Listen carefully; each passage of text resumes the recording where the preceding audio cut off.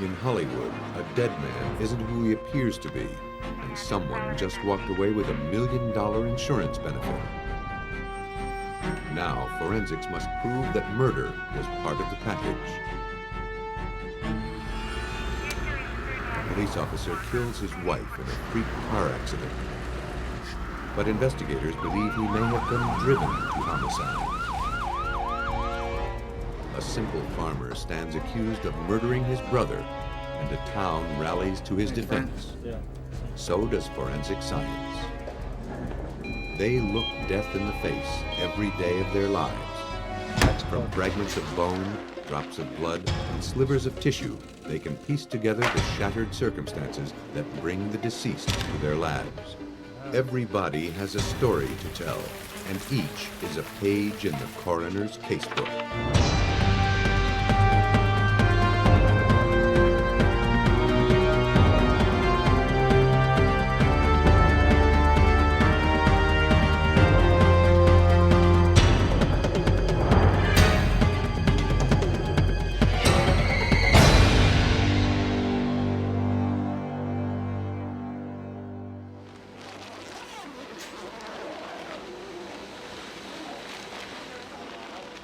When someone dies, their work begins. Coroners, medical examiners, and criminalists know that every kind of death leaves its subtle mark. And they know murder when they see it.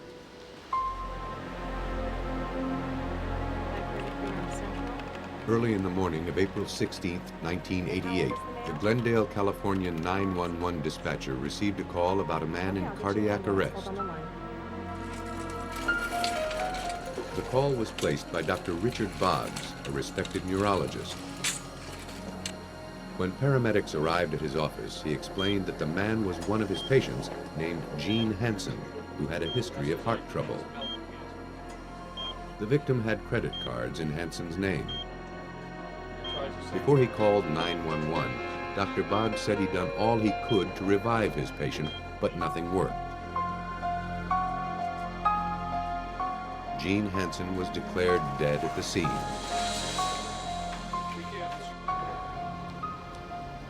At the LA County Coroner's Office, the body was given a routine autopsy. The office sees 200 bodies each day, and this one was just another face in the crowd. Seeing no immediate cause of death except for a few marks on the heart, the coroner deferred to the diagnosis of the victim's personal physician, Dr. Boggs. Hansen's cause of death was listed as heart failure due to a dangerous heart condition.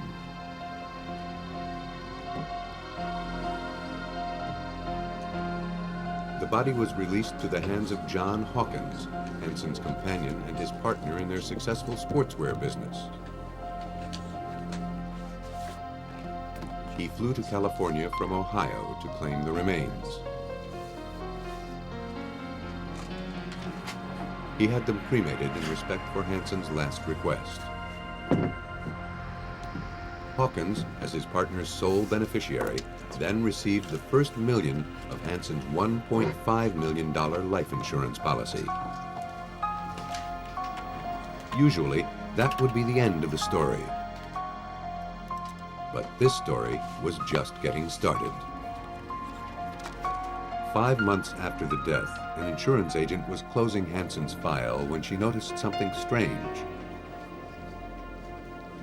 The face on Hansen's autopsy photo didn't resemble the photo supplied by the Department of Motor Vehicles. To double check, she requested that the thumbprint on file at the DMV be compared with the one from the autopsy. No doubt about it. These were two different men. And that raised two vital questions.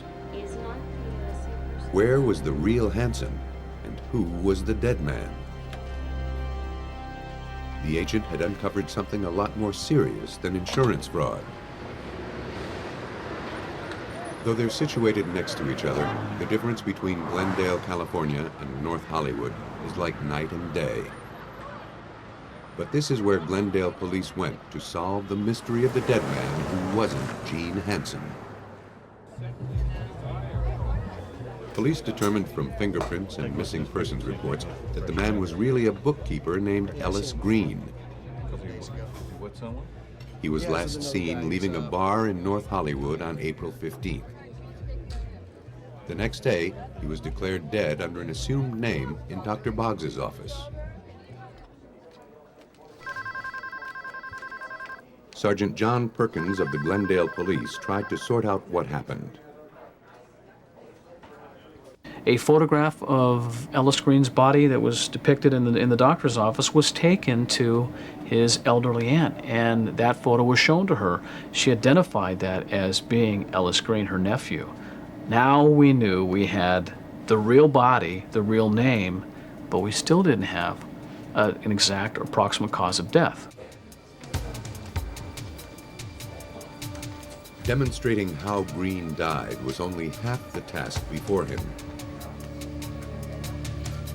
Investigators also had to prove that the real Gene Hansen was still alive.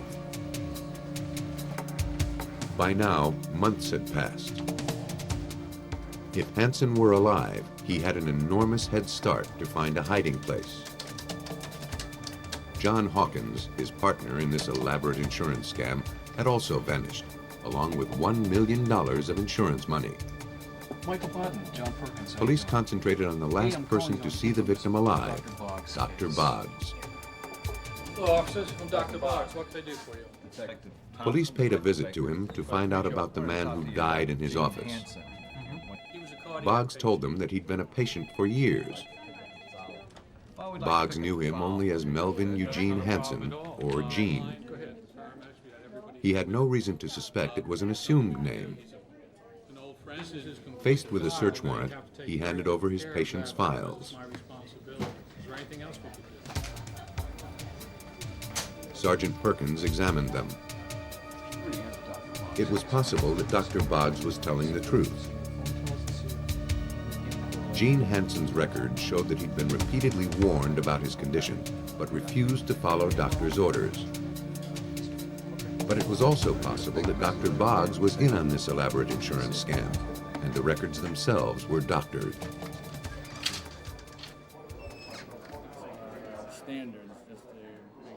Perkins pulled 3 EKG strips, dated several months apart. He wondered if they truly demonstrated the life-threatening heart condition that supposedly killed Green. He asked a cardiologist to analyze the EKGs. The heart specialist told him that they indicated a mild, common condition that wasn't fatal.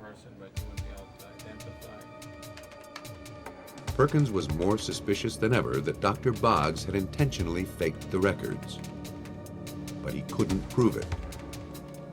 Then he found the answer was right on the EKG strips. Simple enough for even a layman to understand. Late one night, I was sitting at my desk and I'm looking at these EKG strips and I'm going through them and I'm looking at them, and suddenly it became very obvious. One was completely clean. One had a red dye halfway down the length of the EKG strip, and the other one had a complete dye from the entire length of the EKG strip. And you suddenly think, wait a minute, these are all connected. So I put them up on the desk and put them end to end, and sure enough, the fractures matched perfectly. The red markings, signaling the end of the roll, formed one continuous darkening line across 2 of the 3 strips, allowing Perkins to put them into sequential order. But when he did so, the dates that Boggs wrote on the back of the strips were out of order and months apart. These were fabricated EKG strips. While Perkins was making his discovery, the case was progressing on a different front. You want to check this area in here, and I'll go in the kitchen and check. Okay. Police were following the trail of Ellis Green's credit card purchases. The dead man's cards were still active and still in use. Investigators weren't sure who was using them, but they hoped it was the real Gene Hansen. They tracked the card to a bungalow on Key West, Florida. The rental agent confirmed that the tenant was a man named Ellis Green. He had moved out weeks earlier, and the apartment hadn't been rented since. Detectives looked for any clues that could reveal the identity of the former occupant. On a glass in a cabinet, they found one, a fingerprint. It matched Gene Hansen's. Now they had proof that he was alive.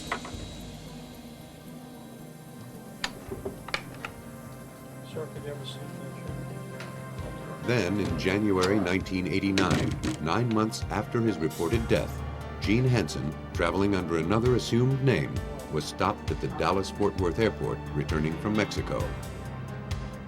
He'd been acting eccentrically enough for customs agents to pull him over and inspect his suitcases. They found $14,000 in cash that he failed to declare, thereby breaking the law. They also found the IDs for 13 people. Among them was Ellis Green's, the dead man in Dr. Boggs's office. Here was proof that he'd switched identities with the victim and pocketed some of his own death benefits. He was arrested. With Gene Hansen captured and the incriminating EKG strips, police had enough to arrest Boggs as well. They knew they had him for conspiracy to commit insurance fraud. In fact, they uncovered evidence that he and Hansen had pulled off some fraudulent claims in the past. The two of them, along with John Hawkins, staged car accidents for the insurance money. Dr. Boggs was the physician who signed off on their medical claims. But was there enough evidence to prove that Boggs actually murdered Ellis Green as part of the conspiracy? Without a body, they didn't seem to have much of a case. Boggs claimed that they originally hoped to steal a body from the morgue, but that proved impossible. Then, by gruesome coincidence, the conspirators said they happened upon Ellis Green's body shortly after he died. Despite how unlikely the story sounded, Boggs challenged the prosecution to prove he was lying.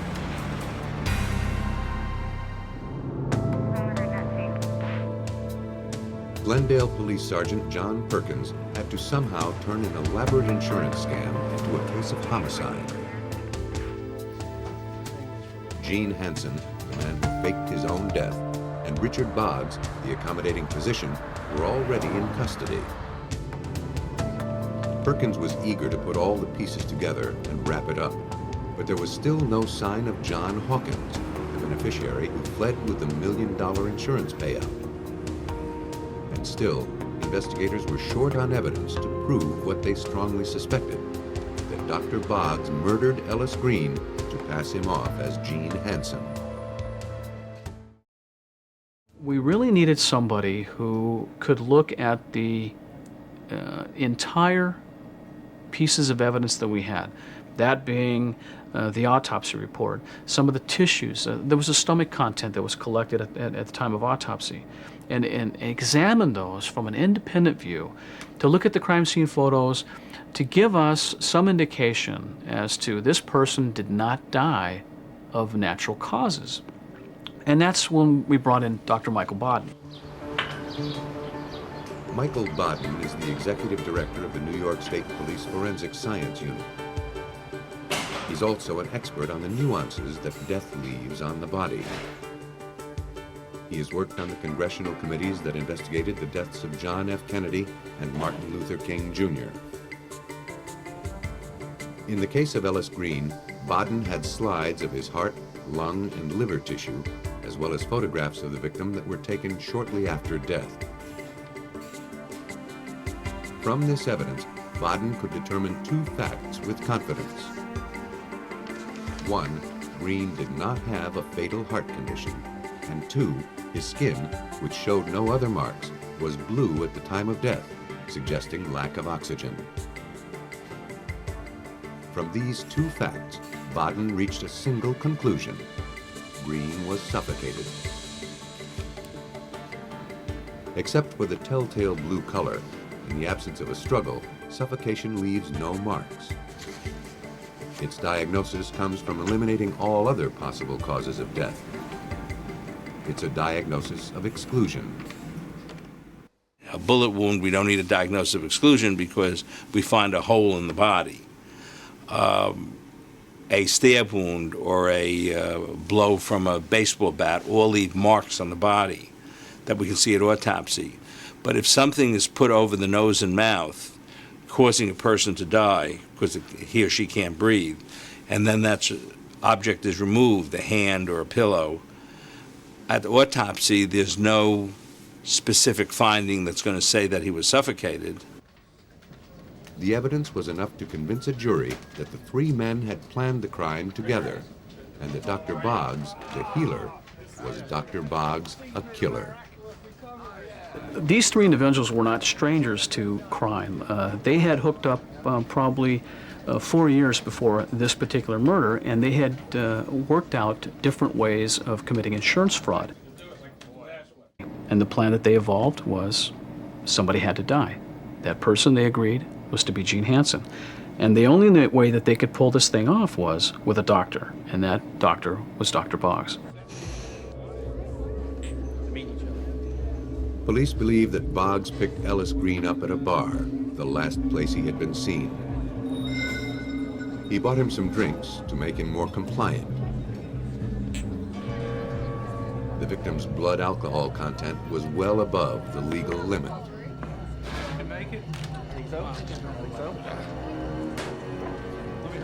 Then, Boggs lured him to his office.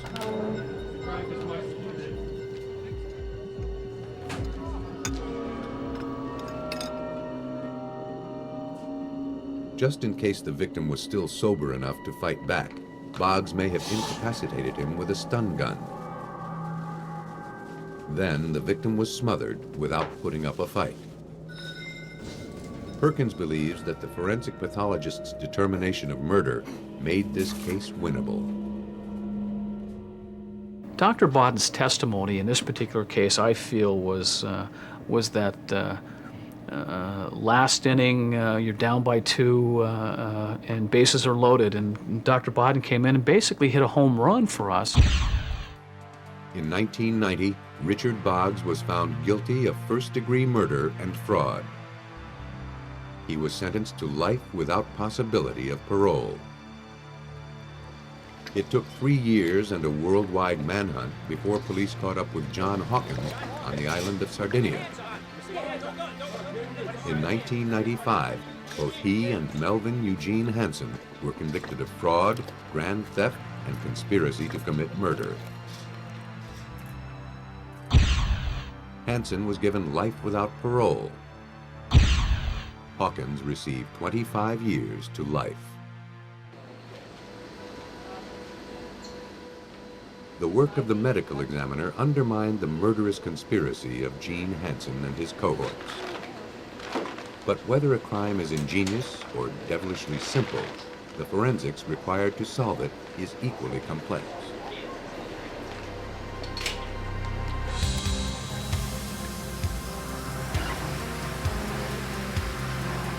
On the rainy night of November 27, 1992, just after 9:30 p.m., a passing motorist reported what looked like an accident on Hawaii's Volcano Highway.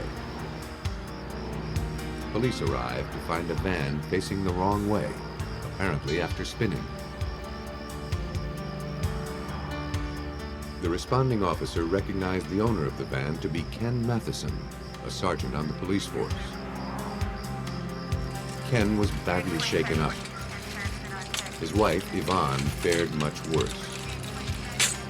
Ken had tended to her in the back of the van until help arrived. She had lost a lot of blood. By strange coincidence, Yvonne Matheson was a nurse who helped deliver the responding officer's first child weeks before. Paramedics moved her into the ambulance to rush her to the hospital at Hilo.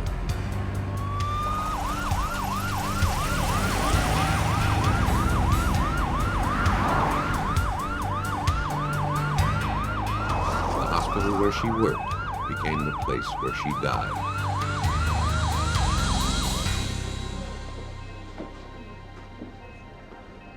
When Ken Matheson's fellow officers heard about the incident on the police radio, they went to see him at the hospital. Matheson told one of his colleagues that his wife's death was a terrible accident. She was driving the van when they started to fight. Things escalated. Enraged beyond reason, Ivan jumped out of the open window of the moving van. Ken said he slid over to steer the vehicle, then backed up to look for his wife. That's when he ran over her.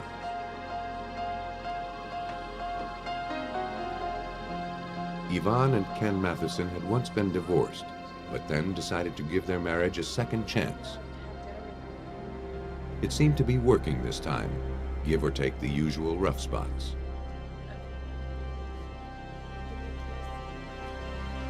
Then this tragedy destroyed it all.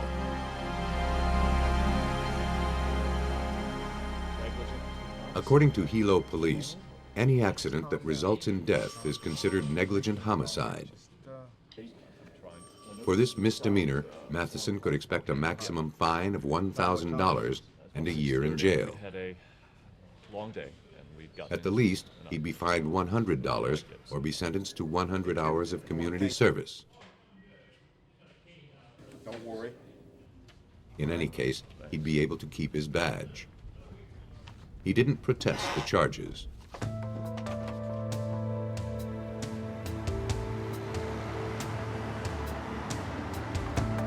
As in any sudden death, a complete investigation would have to be conducted.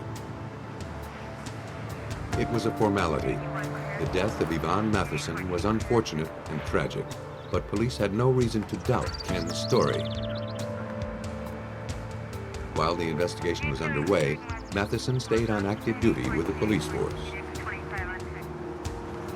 But after inspecting the scene of the accident, Hawaii County Police noticed some minor inconsistencies between the roadside evidence and Matheson's story. At first, they seemed hardly worth mentioning. Each year, tourists flock to Hawaii to escape the cares of their daily lives. The sun, the surf, and the primal fiery beauty of the volcanoes exert their cleansing influence. For Hawaii's inhabitants, life in paradise goes on just like anywhere else. Crimes are committed, accidents happen, and investigators are charged with determining which is which.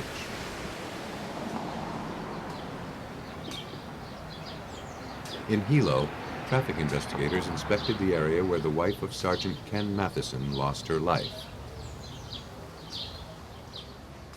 They found relatively little blood on the highway compared to what was found in the van. Though it was a little peculiar, they wrote it off to the rain and the fact that Ken Matheson had rushed his dying wife into the van after he struck her. At the police impoundment lot, the van had its own story to tell. It was routine procedure for a vehicle involved in a fatal accident to undergo a mechanical inspection. It negates any future defense claims of faulty equipment. Police also had to be sure the van was safe to drive before they could release it to Matheson. Because of the nature of this accident, the undercarriage was thoroughly inspected. Hawaii County Police traffic investigator Martin Elazar was surprised by the relative lack of damage he found there. However, when he was done inspecting the outside, the interior of the van caught his interest. I peered inside from the outside and I could see blood stains. Blood stains on the driver's side window, blood stains on the plastic cover to the panel area fronting the steering wheel. Blood stains up above there. There's a heavy concentration of blood and hair on that bolt. There was no reason for blood to be in the driver's portion of the vehicle. Elazar needed a closer look. But to search inside the van required a warrant. he asked Deputy Attorney General Kurt Spohn to request one. The warrant came through in the nick of time. 3 months had passed since the incident. According to Spohn, their main piece of evidence almost slipped through their fingers. You do a mechanical inspection, and once all the mechanical inspections and the search warrants are finished, you return the van to the owner. And in this case, the van was authorized to be returned to the owner. Fortunately, Matheson hadn't picked it up yet. The van was secure. The release authorization was canceled. A search warrant for the van's interior was issued.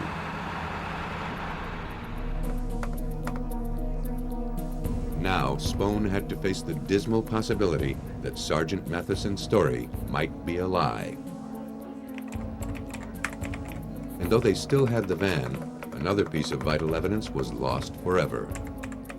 We decided that this case was possibly more than a negligent homicide, and because of that, we decided we should probably have a forensic pathologist do an autopsy in this case. However, at that time, we found out that the body had been cremated. Yvonne Matheson's body had been autopsied 3 days after her death.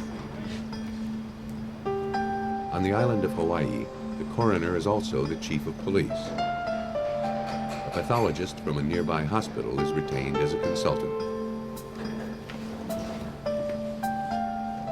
The pathologist was told that the death was accidental. But a pathologist specializes in natural causes of death, such as disease. Even so, he could tell that the victim's injuries didn't jibe with Ken Matheson's account. The pathologist noted injuries to the victim's head, arms, and hands that weren't consistent with being run over or tumbling out of the vehicle. But the interpretation of these injuries lay outside the scope of the consulting pathologist's training. It was really a job for a forensic pathologist who specializes in death by unnatural causes. Still, puzzled by his findings, the pathologist was sure to photograph every aspect of the victim and to take tissue samples. Now that the victim had been cremated, they were all that was left. A tragic accident case was now turning ugly. Spohn knew there was enough cause to open a homicide investigation, but without a body, there might not be enough evidence to resolve it. The original pathologist's photos and the evidence from the van would have to be enough. He braced himself for the inevitable public outcry. In some ways, it's kind of a no-win situation. If you investigate and find out that the police officer is innocent and you announce that, everybody says, well, it's swept under the rug because this is a police officer. And if you investigate the case and you find out that the officer is guilty and you charge him, everybody says you're only charging him because you're buckling under to public pressure and he's actually innocent. Sure enough, 6 months into the investigation, widespread criticism forced Sergeant Ken Matheson's superiors to put him on desk duty while he remained a suspect. The press coverage brought to light an intriguing incident. A witness who read about the case in the papers told investigators that on the night of the accident, he stopped to help shortly after 9 p.m. As he pulled over, a man, possibly Ken Matheson, stepped from the back of the van and shined a flashlight in his eyes. He told the Samaritan that no one was injured and that the police had already been called. Then he sent him away.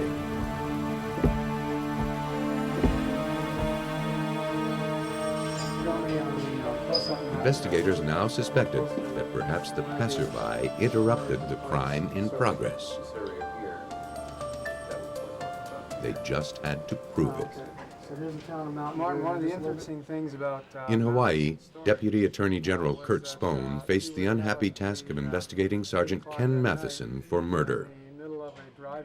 To find out more about the blood spatter in the driver's area of Matheson's van, he asked a colleague to locate the best blood spatter expert in the country. Approximately a 28-mile drive.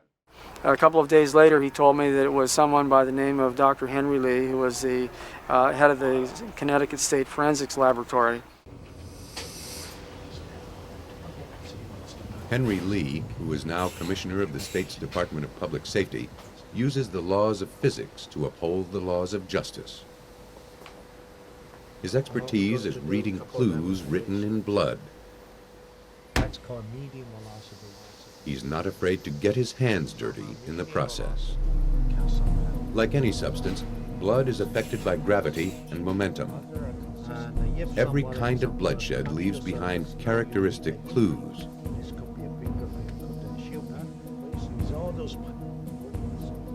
Stabbing will create a dripping pattern. The relatively low velocity of the weapon doesn't propel blood too far from the source. A speeding bullet, on the other hand, creates a bloody mist. And a bludgeoning wound produces large spatters that can spray far. By examining the tiny tails behind each drop of blood, Lee can determine the position of the victim and the amount of force used to create the injury.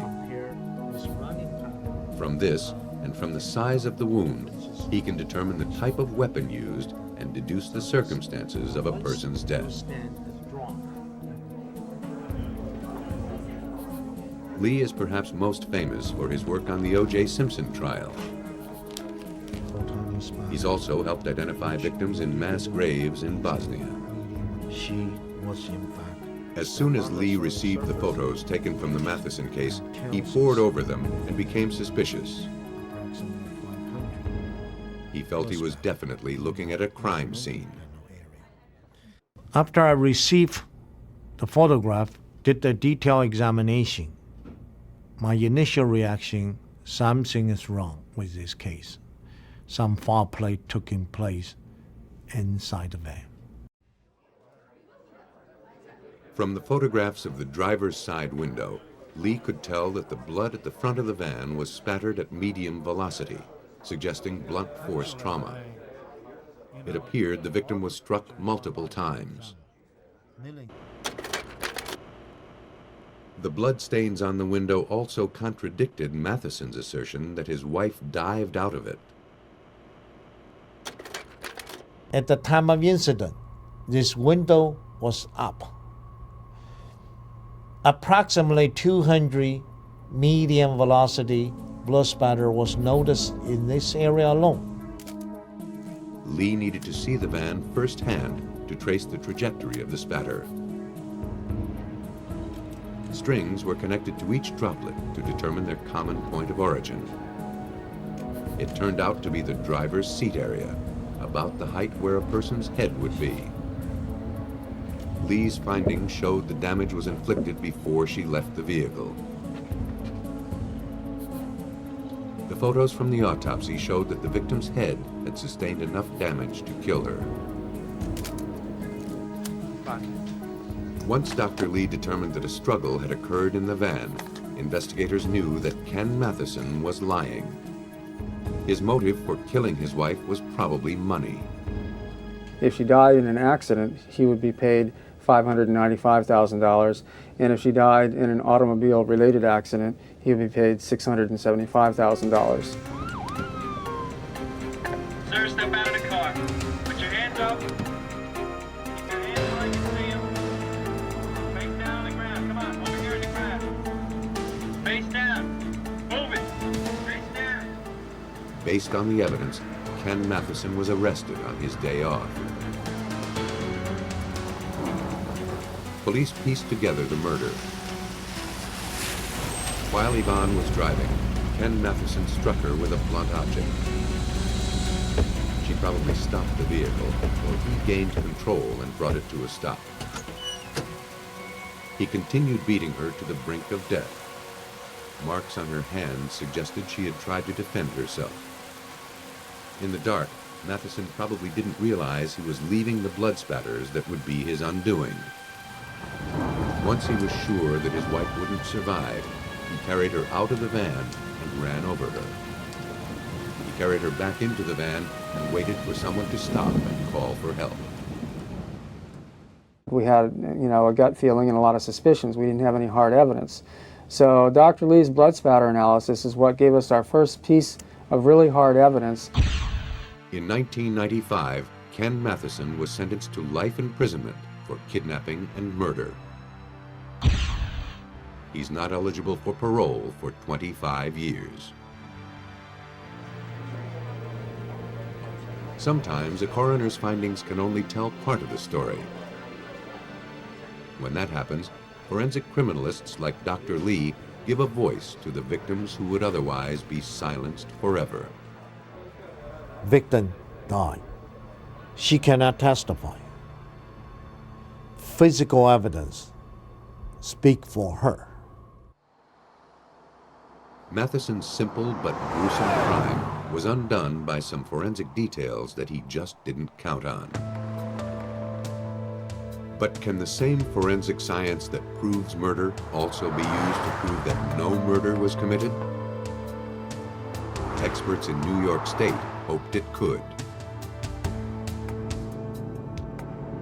The town of Munnsville in central New York is one of those quiet, picturesque places that blends unnoticed into the landscape as motorists rush past. In June 1990, it became an unlikely battleground for a most unlikely soldier.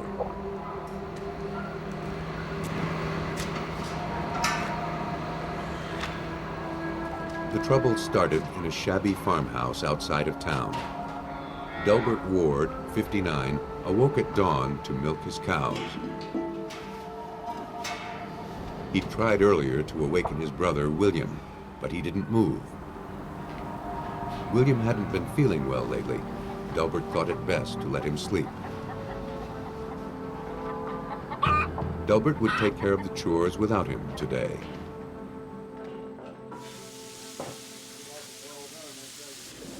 The four Ward brothers were quiet and simple-minded. They'd spent their entire lives on the dairy farm. It was their universe, all they had and all they knew. Reclusive and childlike, the brothers even shared their bed, probably as they had done since boyhood. William, the oldest, was also the smartest and strongest. He ran the show. Delbert was his right-hand man. The other brothers, Roscoe and Lyman, occasionally pitched in to help out. But on this day, June 6th, Delbert was on his own. Even after he finished his chores, he couldn't wake brother William. Something was wrong.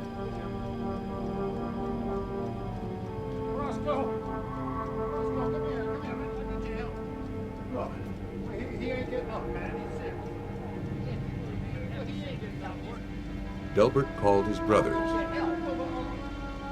The men didn't know what to do.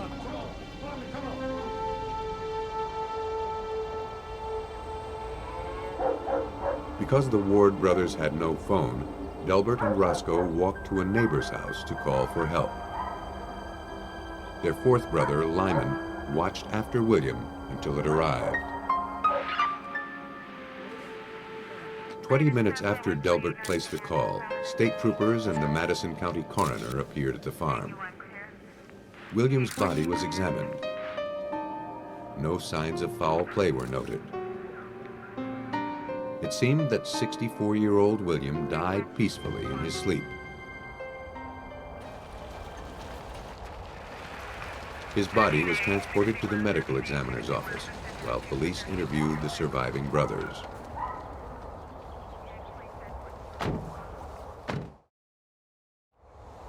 In the following days, the brothers tried to get on with their work. It would be difficult without Brother Bill.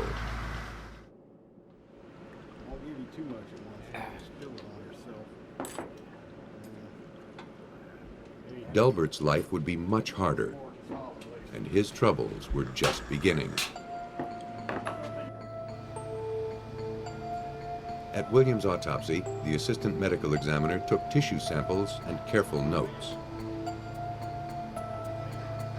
No indicators of natural disease were noted in the report.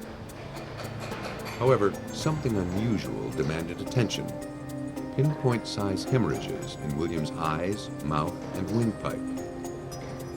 These tiny spots, called petechial hemorrhages, can have a number of causes. Often, it's the first tip-off to death by suffocation. The assistant medical examiner couldn't rule out death by unnatural means. On the death certificate, cause of death was listed as pending further study. The district attorney was contacted and told the case was bothersome. And here's where communication apparently began to break down.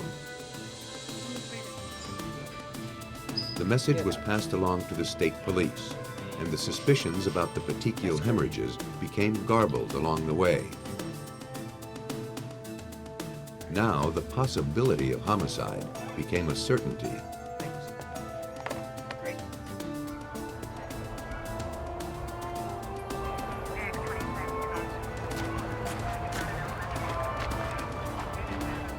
Delbert was taken to the station for questioning.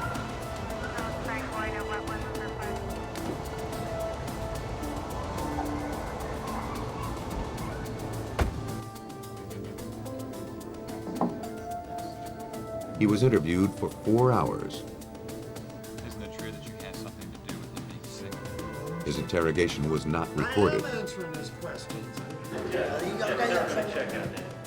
According to attorney Ralph Cognetti in Albany, New York, Delbert was confused by all the attention.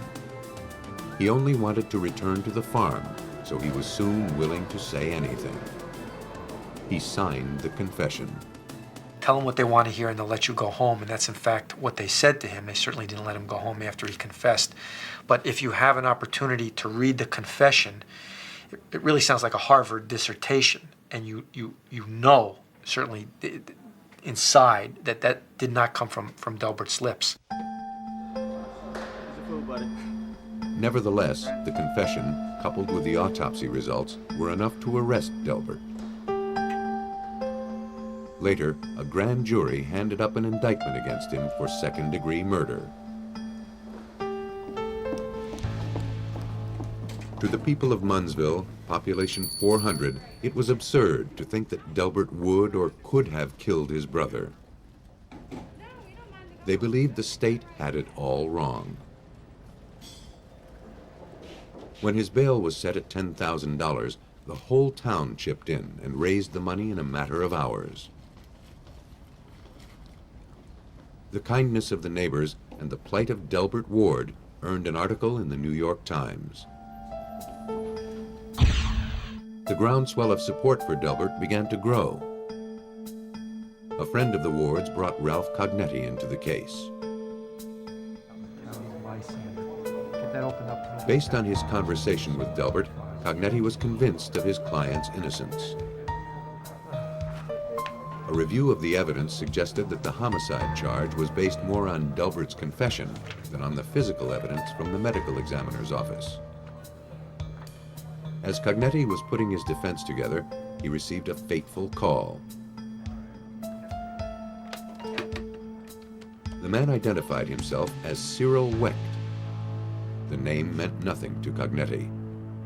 Here was a gentleman who explained that he was a forensic pathologist from Pittsburgh, and that he had read the article, read the story about the boys, and was willing to review whatever evidence we had without any cost to us. In other words, what you're telling me is...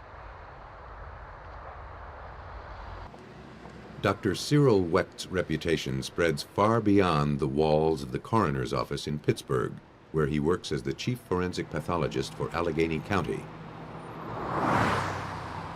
He's helped investigators on the assassination of Robert Kennedy and has consulted in the death of Elvis Presley. Besides degrees in medicine, Wecht also holds a degree in law.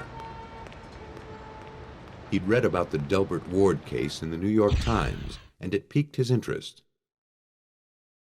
He requested William Ward's case file.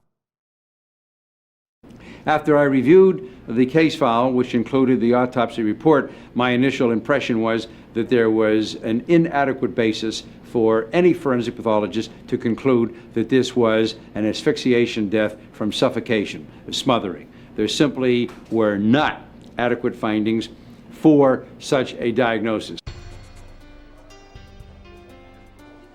Using the assistant medical examiner's original notes, Wecht formulated a more mundane diagnosis. William Ward died of heart disease, the #1 killer of men his age in America. The Ward brothers had in fact told authorities that William had been in poor health for years, but he refused to see a physician. His symptoms were consistent with cardiovascular disease, supporting Wecht's theory. But the prosecution believed that William's illness may have provided a motive for his murder. Did Delbert Ward kill his brother William? The state of New York said he did. According to their theory, Delbert suffocated his brother to release him from his failing health. They said that it may have been a mercy killing, but it was murder nonetheless. The prosecution pointed to Delbert's odd behavior on the day of William's death. When Delbert couldn't rouse his brother at the crack of dawn like he normally did, he went about his chores anyhow. To the prosecution, that lack of concern suggested guilt. To Ralph Cognetti, it said more about the realities of life on a farm. It was a point that the prosecutor jumped on. How could a person who was so concerned about his brother's well-being go and milk cows? What came out at trial, and what I'm sure the jurors knew because we had 1 or 2 dairy farmers on the jury, was that if you don't milk a cow when it needs to be milked, then that cow's going to get very ill. Cognetti and Cyril Wecht stuck with the idea that William died of natural causes, but they had to prove it. The victim had already been buried. All Wecht had to work from were the autopsy records, those same records and tissue samples that the state claimed showed nothing unusual besides the petechial hemorrhages. That's not how Wecht read them. He was confident that he had everything he needed to prove Ward's innocence. According to the thin tissue samples gathered at William Ward's autopsy, along with the medical examiner's data, William's heart was enlarged and his coronary arteries suffered a blockage of 20%. His right lung was heavily scarred and weighed twice as much as his left. His liver and spleen also were enlarged.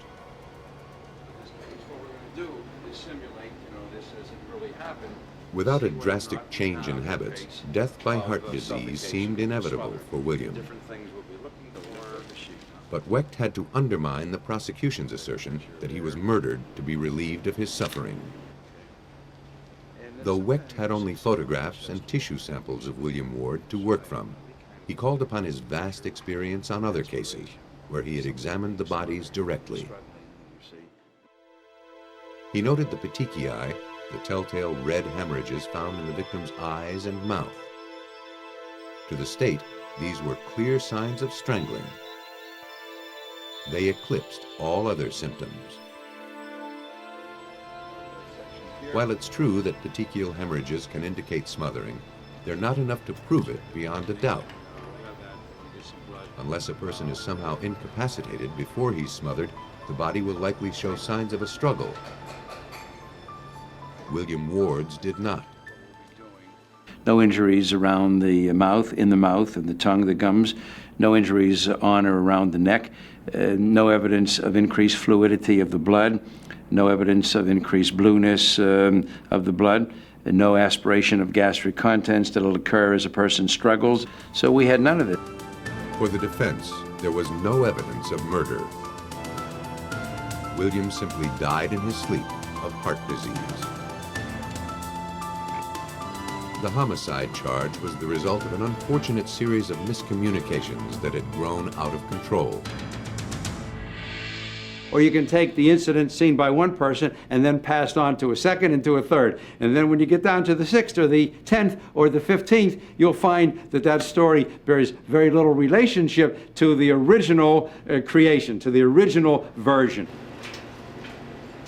Coming into the case as an outsider, Wecht was immune to the preconceptions that Delbert Ward was a murderer. By looking at the case with a fresh perspective, he won Delbert's freedom. On April 5th, 1991, Delbert Ward was acquitted of all charges.